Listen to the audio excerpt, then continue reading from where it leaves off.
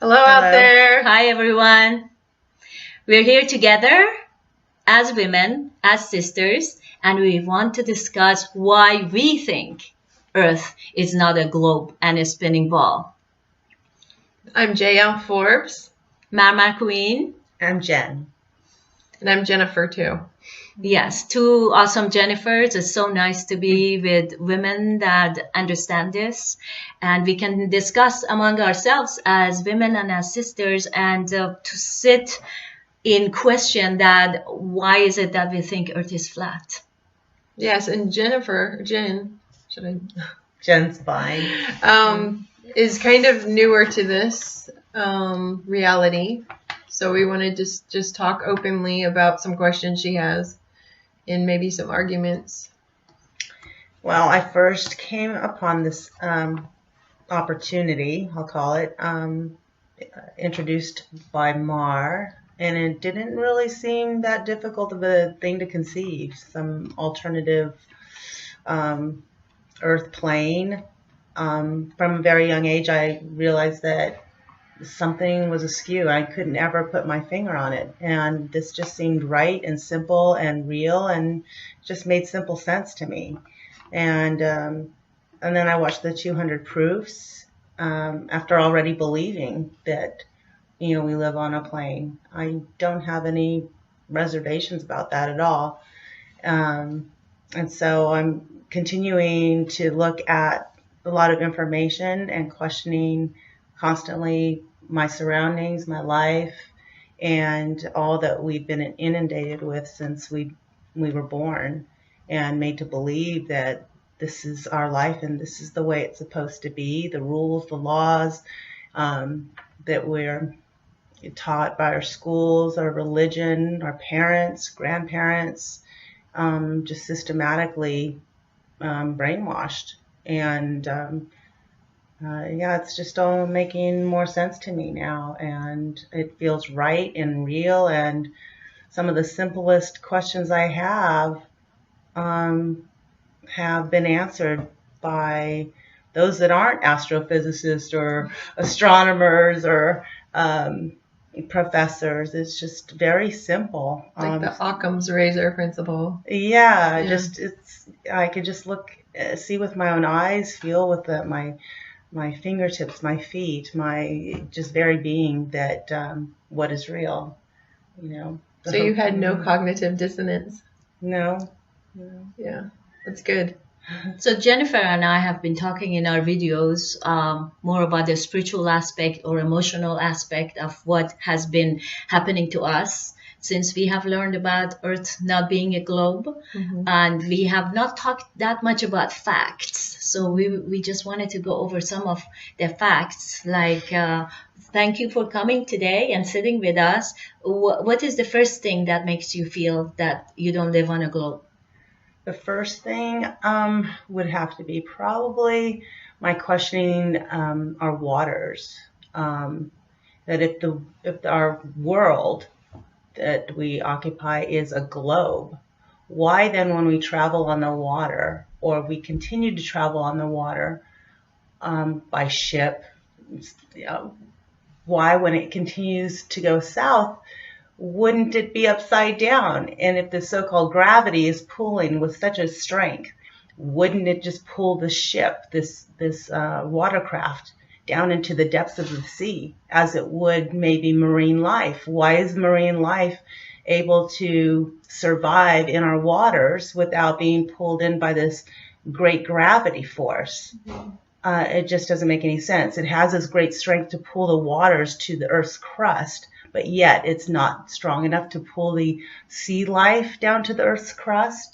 And also what we were discussing before, so if the gravity is that hard that it can pull the water down, how come some of the molecules of water can evaporate and go up within the same gravity?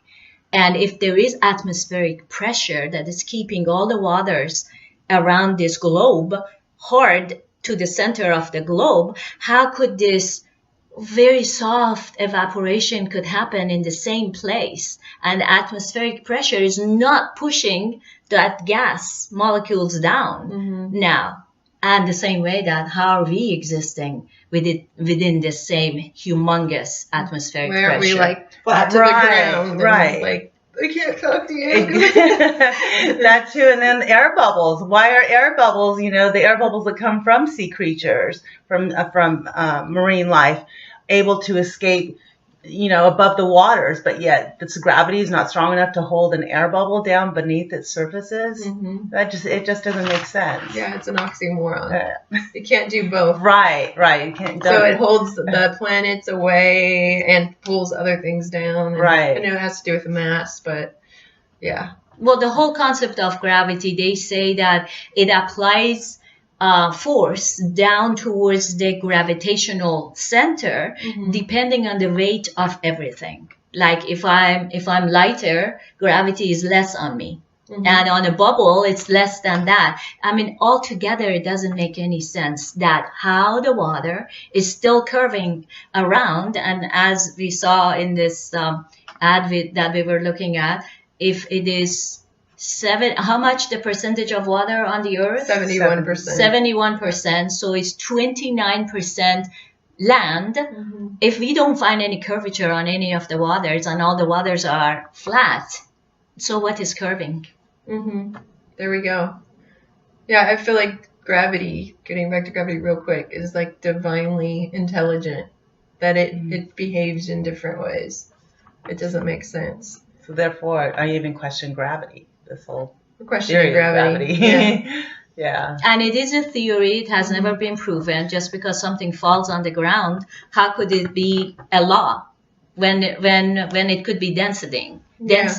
And I love when people say, basically ridicule you for questioning gravity, but I think it's idiotic that we don't question what we're taught. And actually, in school, we were encouraged to believe that no question is a dumb question. Well, they say that. Yeah, exactly. But then here we are. Why aren't we feeling free to question these things and without someone trying to make us feel less than? You know, I think it's just fear running these people. It can shake someone's world. Yeah, or if we can't do big mathematical equations on a chalkboard, and this is how I always felt, then I'm not smart enough. So I just leave that to the authority because they know better than me. And that's the stance we usually have as, you know, people who don't go to astrophysiology classes. We just like leave it to the smart people. Right. So. Yes, and then the teachers will teach you, and like that picture that we saw, the sheep is looking at the screen of the media, and it shows a globe there. So we just accept it. That's all the reasoning we need. Right. Then we have no other proof. Yeah, I just have a difficult time believing that we're born here. We didn't ask to be here. We're given this number, as you state in your book, and it just really resonated with me. On the seventh day, God took a little nap, and I read something like that in your book, and I was like, about what? I know that we're you know, are we really here to born to stamp just identity, right? Get a number, social security number, birth certificate, and a bunch of injections, right? To work, basically be enslaved, to pay taxes, to die, and once in a while you can get a weekend off. If you're not working 2 or 3 jobs. That's right. And I don't believe that we didn't choose to be here. I think we were very conscious before we came as parts of the creation. And we came here for very specific reasons, to be awake and live a God-conscious life, except that we deviated from that consciousness very fast by some powers of greed. Yes. And here we are. And then when you look at what we were talking about, Jen, that people kind of know that we really didn't go to the moon. A lot of people know that. A lot of people know it, or they have heard things about it, yet that is not connected. They're not connecting the dots to the Earth. Yeah. So what does that have to do with Earth not being a globe? There's a lot with that, because that's the only picture we have that was taken on the moon. Right. We have more pictures now, but originally there was no picture of the Earth, and they were already teaching the Copernicus theory that we were living on a globe 500 years ago, and they didn't even have a picture until the 60s. So they had to prove we lived on a globe. But even the new pictures that have come out, they're all CGIs. Because they can't be anything else. There are no satellites out there. And there is no ISS, according to what we're finding. Because nothing could be out there. Can we talk about that? Why couldn't anything be out there, really? First of all, it would bump into each other.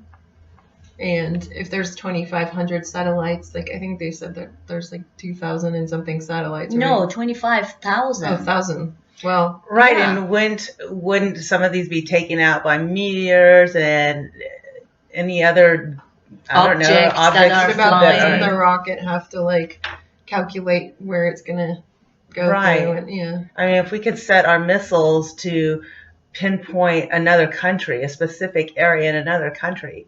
I mean, why can't we have more photographs that truly depict what they claim is true? I don't know. And also, we have to have a medium for movement. Humanity has not shown yet to us. I mean, all this advanced physics and everything. We have not been shown that in an atmosphere that there is nothing in it, meaning being the vacuum after the atmosphere. How could anything move in there? So the vacuum, yeah, that's a big question. How could anything move in there? I mean, in the water, you go against the water if you're a ship. If in the air, you go against the air. Propulsion, yes. And then also, if you have an engine that has to work on combustion, it uses the oxygen to go forward.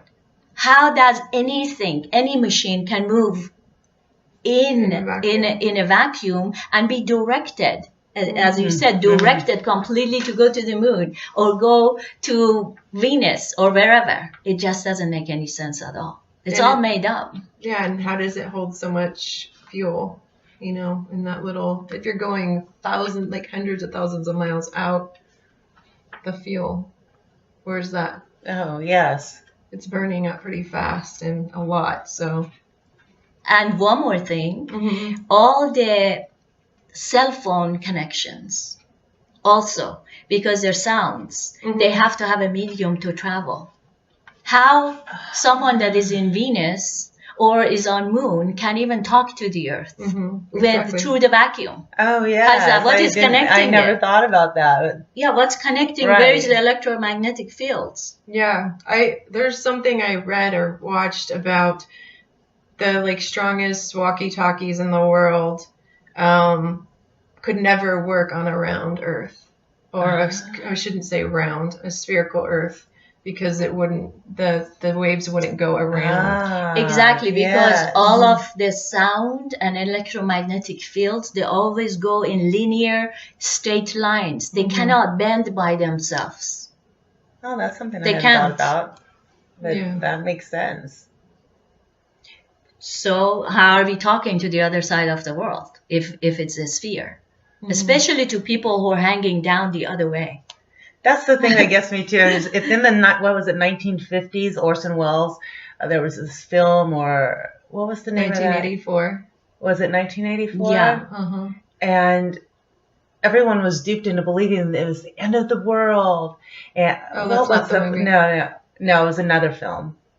But everybody believed, because they heard this on the radio, that the world is ending. Oh, I know what you're talking about. The aliens coming. Yes. That was in the 50s. Yes.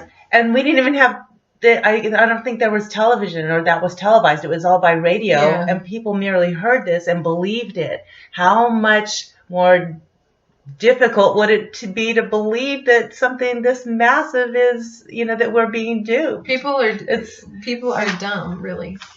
People in the world as a whole, not individually, but as a whole, we're very gullible.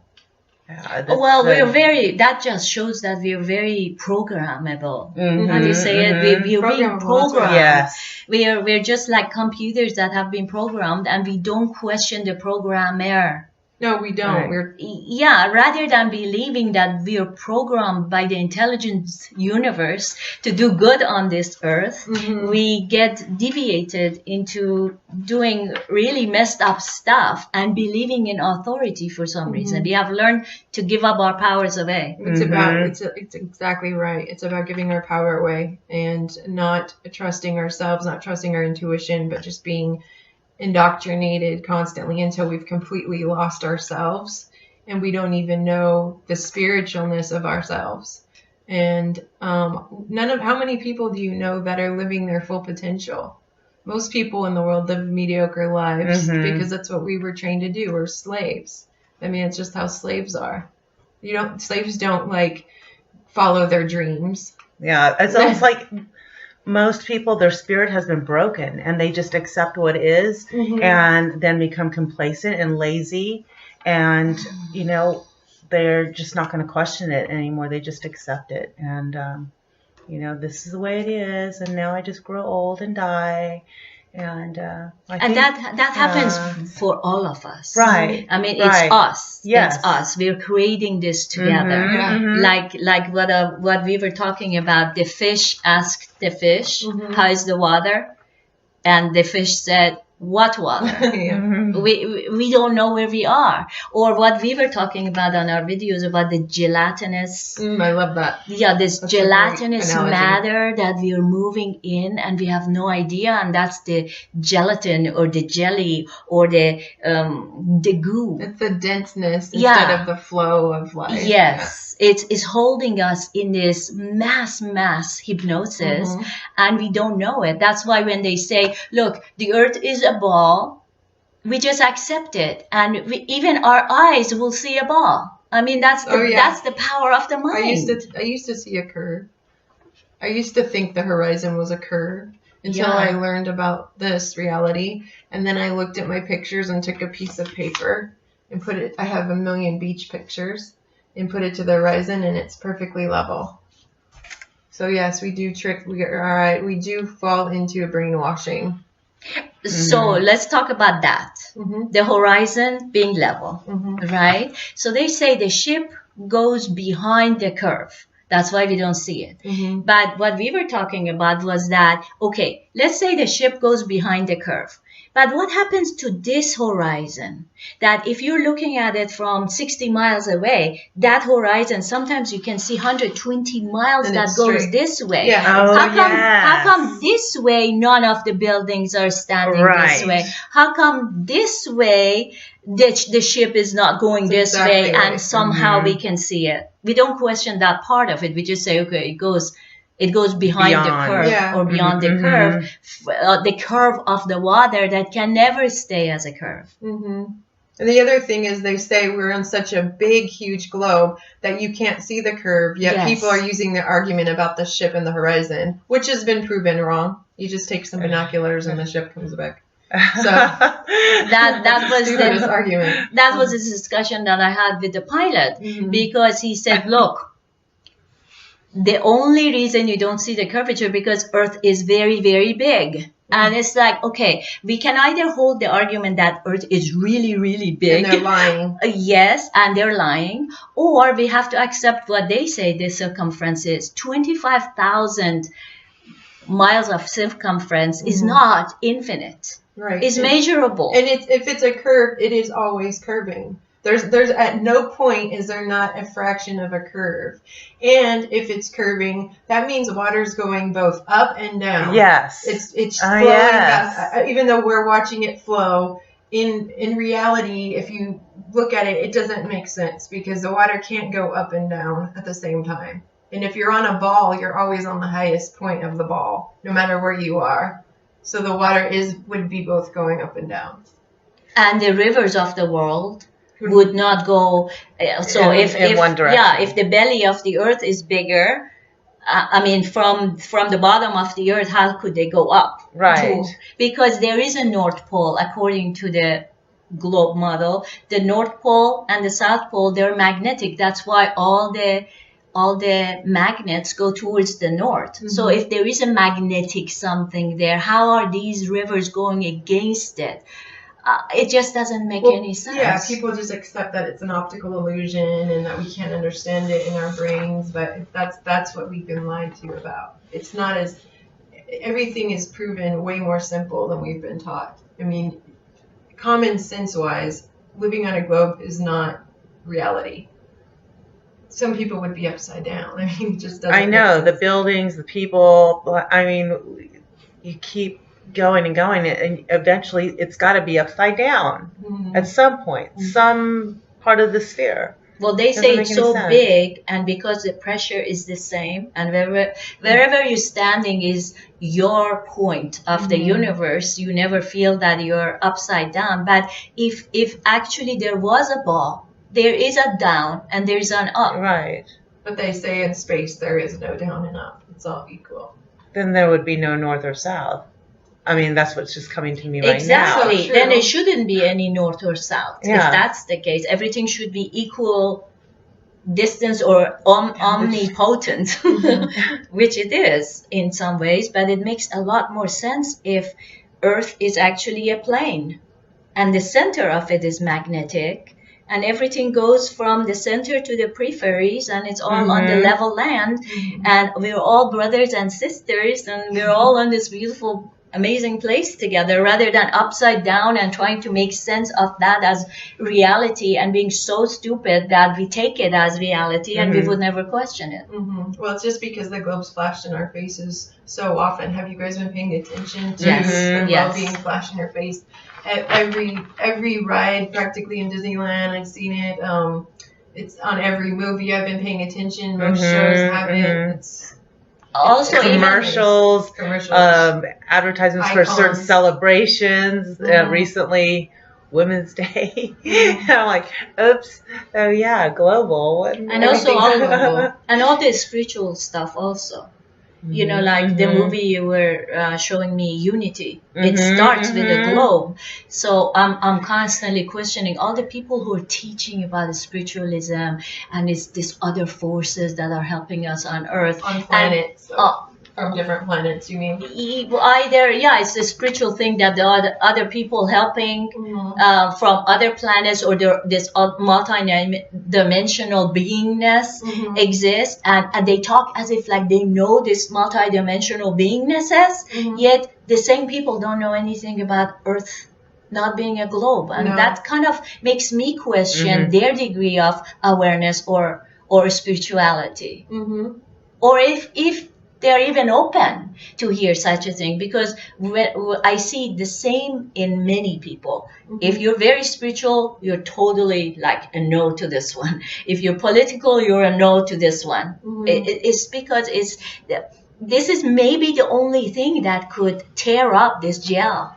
That's what cracks me up about a lot of these groups that you're talking about. I'm like, and many of them claim to be so open-minded, and it just kills me that if you're so open-minded, why aren't you opening your mind to this possibility? It just baffles me. They're identified with their knowledge and with living on a globe. I mean, I was too, you know. But I have this theory about that. You know, there's a lot of spiritual teachers that I even know who are like spiritual coaches, and they say they go out of body and they see the globe or whatever. Yeah. And I wonder if it's so deep in our psyche that you will create that reality when you leave, because it's like something that's so ingrained. Because the two spiritual leaders that I actually talked about this with, actually 3 of them were really open to it not being a globe. So maybe it's just when you have something brainwashed in you, and even leaving out of body, you'd see the same thing, you know? Does that make sense? I don't know if I'm explaining it right. Yes, or maybe you're just pretending that you're leaving the body. And it's just ungrounded spiritual belief system. Like it's just images. Yeah, it's just images. It's like just images. You can do a lot with your mind. Yeah, and you don't know, because when we leave our bodies, the mind is not there anymore. It's the universal mind.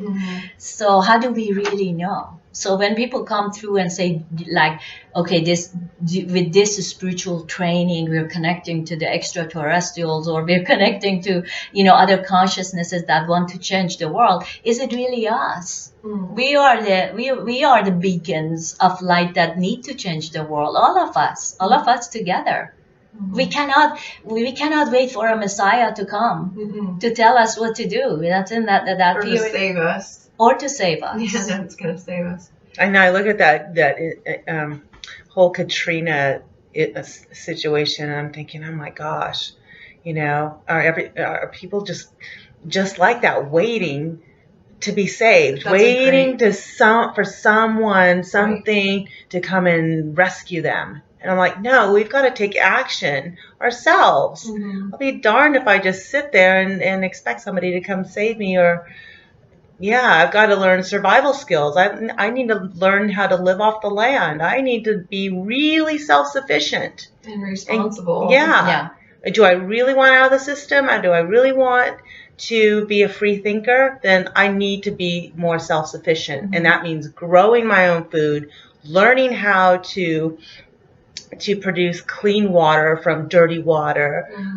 making it safe to drink, and so much more. And we've just handed so much over and become so dependent. And people don't even realize healthcare reform is in your hands. Eat healthier, drink clean water, get off the meds, just exercise, be in nature. And that's another plan of the system. Mm-hmm. You take more meds so you stay conditioned, and you stay in the mass hypnosis. It is a mass hypnosis. Keep them fat, sick, and nearly dead. Just enough on the tube just to keep them going and keep the money generating, to the top few elitists that run all of this. I know people have it in their minds that suffering is a rite of passage or something, and it is not a rite of passage. I've suffered a lot of years and realized I need to wake up and take responsibility. And why would anyone come save me if I'm not saving myself? Right. It's like, it's the same scenario of that. What is that?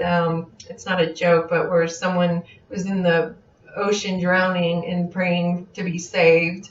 And a boat came, and they said, "No, God's going to save me." Right. They said, "God's going to save me." And it's like, you got to. God, why aren't you saving me? I sent you a boat. I sent you a plane. I sent you whatever. Right. Yeah. And at the same time, it could go on the other side of the scale, meaning that the self-care becomes so much that it's all about me. Self-centeredness and self-indulgence, and that's what we see in the New Age movement all over the world. We just heard about this festival that is happening in Costa Rica, Envision, and they're just taking all the water from all the cities around to fuel up this festival. And what is the festival about? Me, the goddess, and whatever. We need to come out of that mass hypnosis and really care about one another. We are all in it together. Yeah. We need a balance. It can't go from patriarchal to complete divine feminine. It's right. Come into harmony together, where we're balanced. Divine feminine and divine masculine. That's what we're missing on Earth also. It's divine a complement. Masculine. It doesn't have to be. They don't have to be rivals and enemies. They are a complement to one another. There's just such a war between them both, and it doesn't have to be. Yeah, divide and conquer. That's the way our world is. So what other questions? So most of this science that we have been brainwashed with has been a man-made sciences, and mostly made in the patriarchal times. So we as women now are questioning all of this. And one thing that I wanted to talk about was what really has sold me. Okay. And that is the water in any container takes the shape of the container. Now, if that container is immovable, the water just stays immovable. But if you take that container and shake it even a little bit, the water would never stay comfortable. Yet we see lakes that are multiple miles per square feet. I mean, the square miles. And they go forever, but the water is so completely quiet in them. So completely quiet. A pebble could go far away. You can feel the motion of the fish and everything. How is that possible on a moving plane? Exactly. And they say, look, it's inertia, because when it goes to a constant motion of the same motion, you would not feel it. And that's another hoax. How could you not feel movement? Well, this is the one that really bugs me. Yeah. If we're in a bubble and the Earth is a globe and the atmosphere is moving with the Earth, how could a bug go backwards? Like, if the Earth's moving this way, like opposite, and so is the atmosphere, how does a bug or an airplane not have to make up for the spinach? You know what I mean? Yes. I don't. Make my up for... brain cannot understand that, and people are trying to explain it, but I don't. That's the part I don't understand yet also, because they say the atmosphere moves, so you shouldn't feel any of that inertia. Yet again, going back to any gaseous form or any fluid form, if you put a movement into it, that movement is going to cause some type of turbulence, whether it's a medium of gas or whether it's the medium of water. So that's why we have no scientific experimentation. I mean, all this very advanced physics, where is that experimentation that shows us that this is this container, this is the water, and we're applying so much pressure on top of the water, like atmospheric pressure on top of the water, that when you move this container, the water would not move at all. Do we have an experimentation like that? Nowhere. Because it's impossible for that water not to move and go into heavy-duty turbulences and tsunamis. Let alone, if there was an atmospheric pressure that can actually do that, it would crush us to flat people. There would be absolutely no people and no life. Well, it's the simplest things that tell you the truth. Yes. Water alone, it sold me. Yes. It sold me. Water alone sold me too. How does it bend? Like, from California to Hawaii, it'd be like, you know, right. It doesn't do that. They said what? Yeah. If we go with the circumference of the Earth, the arc between California and Hawaii, I think Jeranism said that, it would be 750 miles up. Yeah. And it'd be going both ways, right? And it would be going both ways. But how come we cannot measure that or take a picture of that anywhere? Exactly. There's no pictures of that. So it's not curved. That's it. That's our conclusion. No.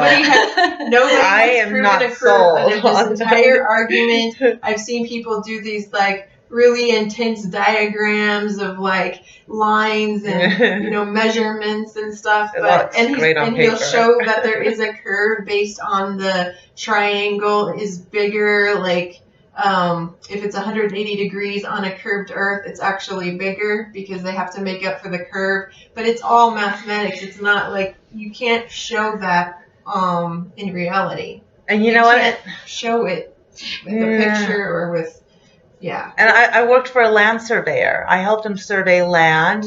I took a few courses in topography, drafting, architecture, and we never took into account any curves. Any curvature. Not at all. Now that I'm looking back, never. No, they don't. None of the military instruments do either.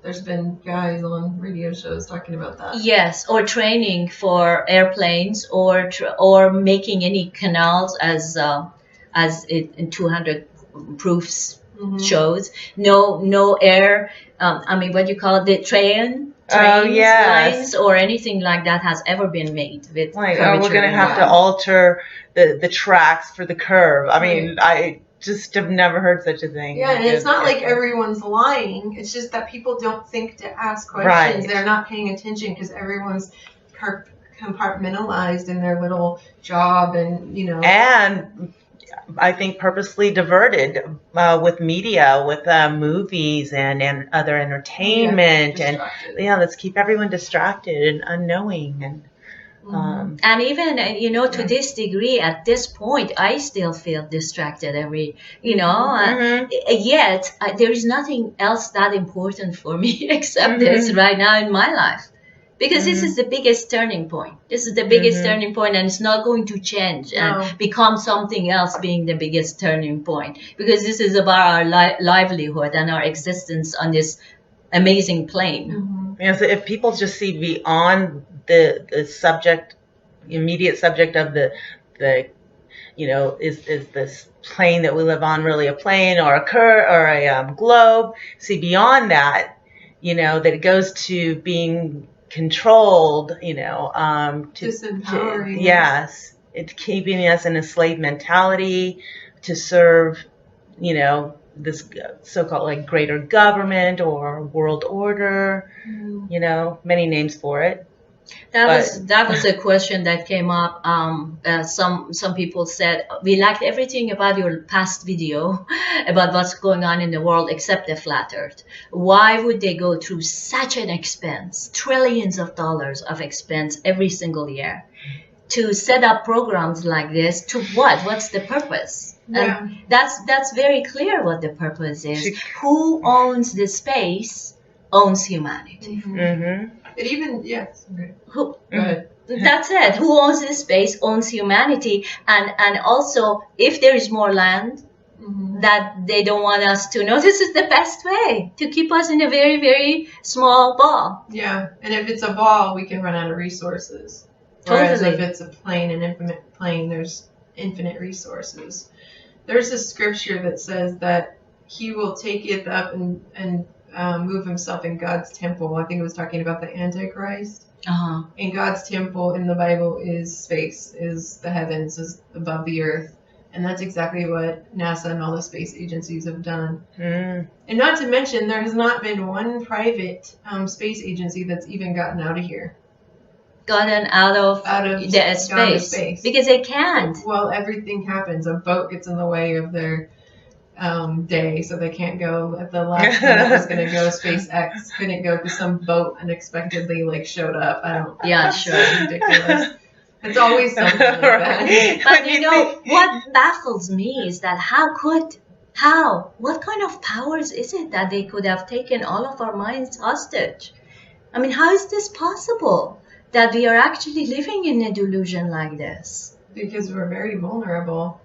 And we get put into a system from the day we were born, like I said, with a social security number, and you're just so set up, and everyone's very comfortable, and it's like you're not paying attention to anything because you barely have enough time in the day to do everything you want to do. And now today, our food's not what it once was. Our water is contaminated. What we consume, our food, the animals, the people still continue to consume, but that path is widening, thank goodness. People are understanding how animal agriculture is just wreaking havoc on this plane and destroying us. And keeping us in an enslavement mode, because as long as we continue on that way, we have disrespect for ourselves and for life on the plane. I just realized we're all vegan. Oh, yes. Yeah, that's right. I mean, I guess I knew that, but it's interesting. It just slipped me like today, though. But yeah. Going back to the facts, one more thing. You have a question about moonlight. Yeah, so everyone uses this argument about the moonlight is cooler than the sunlight. Yeah. However, if I'm using the Copernicus model, the sun shines on the moon, so wouldn't it be a little bit cooler anyway? Because of the distance, you mean? Well, no, because it's not coming directly from the sun. It's coming from another body, a planetary body. So wouldn't it cool down on a cooler planetary body? When it hits that planetary body, wouldn't that planetary body cool it down anyway? Yeah, if the sun is 95 million miles away, that's a long distance to travel for that sunlight to come. First of all, that's right. You can use that and say, okay, well, by the time it comes to the moon, it already has become a cold light. Yet, light has a frequency. Okay. Light always has a frequency. Different spectrums of light have different frequency of their own. I don't think light that has to travel through distance will shift its frequency. According to a lot of data I have learned, the moonlight has its own frequency. It's a cool light. So even though I'm just saying, if it's bouncing off the moon, that wouldn't cool it down when it comes to the Earth? Well, you have to see if it changes the frequency of you know it. What I'm saying? Because the moon is putting off a cooler energy. So it would seem then... Yeah, that all sounds very magical. It only lives in the world of theory very nicely. Yeah, because how could something have a condensation or cooling effect on something? But if I hold a mirror in front of the sun, like right now, if we go out and the sun is shining upon my mirror and I shine it into your face, your face could get burned. Yeah, I would feel the warmth. You feel the warmth. Okay. It's I would feel the same warmth. frequency. That makes sense now. Okay, so it doesn't get any cooler on a cold mirror. It would still be hot. And it's even hotter sometimes. Oh, yeah. Yes, even hotter. And that's why if you take what do you call them? A magnet? A magnifying glass. Magnifying glass. If you take a magnifying glass, you can create fire with it. But can you do the same with the moonlight? Never. No, thank you for that's explaining right. that. I was wondering why people use that argument, and it really bothered me. So that makes a little more sense. And also, if it's a matter of temperature, or is it a matter of the frequency and the character? Because the moonlight light has been used forever for a specific growth period. Yeah, for different plants. Plants grow in the moonlight that they would never do that with the sunlight. It's a two different frequency of lights. It doesn't make any sense at all. And also coming from such a long distance, 95 million miles away. Okay, so if my mirror that I'm holding here is also cold surface. It's cold. Let's freeze it. Let's freeze the mirror, or connect it to some electrical line so it's really cold, right? Still, it will reflect heat to you. I get it. I think that's my understanding. No, I won't be annoyed when people use that argument. No, it makes sense. Well, at least that's my understanding. Does it make sense to you? It makes sense to me. Because I used to play with these things as a kid. You killed spiders? No. We used to put those little paper poppers, those little, from the toy guns. They used to smash with a hammer or a brick or something. And we used to experiment with magnifying glass and the sun going through it and try to get the little strip to pop. Did it work? With the heat. I can't remember if we did or not. And I just don't remember, but so that's one thing. We did start a little fire though. Saw smoke coming up from doing that experiment. Yeah. The other argument people use, and I've had this on my comments, is so are the planets flat? And how could the Earth be flat if the planets are spherical? Well, first of all, there is no big bodies of water on any planet. There's no life on any planet.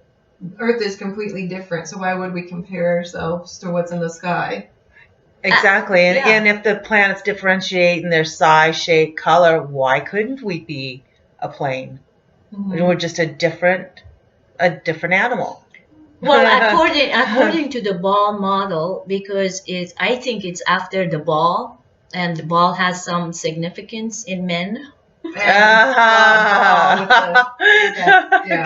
patriarchal illusion of the universe is all about balls. Yeah, all their buildings are like, look like penises. So they're very. In DC, you've got the.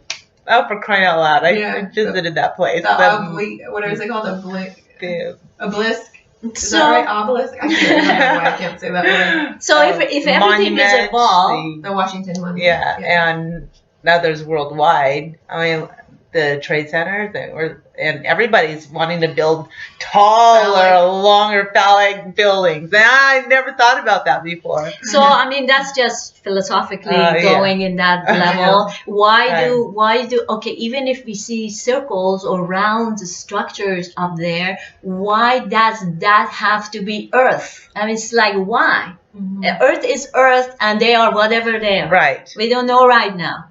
And exactly what they are around us. Yes, they're for our benefit. Just like with us, there's similarities, but we have our own characteristics. That and also that all the constellations have not changed at all for millions or if not millions, thousands of years. And people try to say they've changed, but somebody did an experiment where they kept their camera on Polaris for over a year and it didn't move at all. Wow. I'll have to look that one up. Yeah. It was in the beginning when I was first researching this. So the other factor that I have been talking to about the curvature of the water, because you're right. I mean, that is the main thing. There's no curvature, so let's go beyond that. It's like if that goes too, that there's no curvature. I mean, are we on a different discussion on Earth right from there? Just that alone, and also the light of the sun when it's sitting on the water. Why does it come all the way to our eye level? Yes. If there was any curvature on the waters. Yeah, it doesn't add up. Well, they say if the sun is 95 million miles away, it does add up because it's so far away that it could actually come all the way on the surface of the water, but they don't. They don't bring it to attention that any ray of light only goes straight. And if you have a curved surface under it, it doesn't matter where that light is coming from, millions of miles away or right from behind here, it still won't go all the way to your eye level if there is a curve. Right. That goes back to what I was saying in my drafting class. We didn't, we had it depicted just like you're saying. If there was a curve, then we wouldn't be able to see the light the way we are. Like I'm getting the surface of the lake. The surface of the lake, if it had any degree of curvature on it, because if it is 25,000 miles of circumference, there should be a soft degree of curvature everywhere, right? Let's say a small lake should even have a little bit of a curvature, let alone with many, many, many square miles of a lake, right? So if that's the case, the pictures of the environment that we see on those mirror-like lakes can never be the same. They'd be distorted. They would be distorted, like when we look at ourselves into a convex mirror, the convex either makes us fat or tall. So true. That never happens on any surfaces of the water, that we see the moon looking in the water like a long rod. It's an exact reflection, the exact reflection and everything that's in the sky. Which means what? The water's level and completely level. Yeah, I think this is a good discussion. We should do this again if you have more questions. And also, whoever that is watching this, please come on and jump in any of these things. And if you want to bring up more points about any of these things or ask questions, we're sitting together learning about this. Yeah. Thank you for watching. Yes. Thank you. Thank you. Thank you.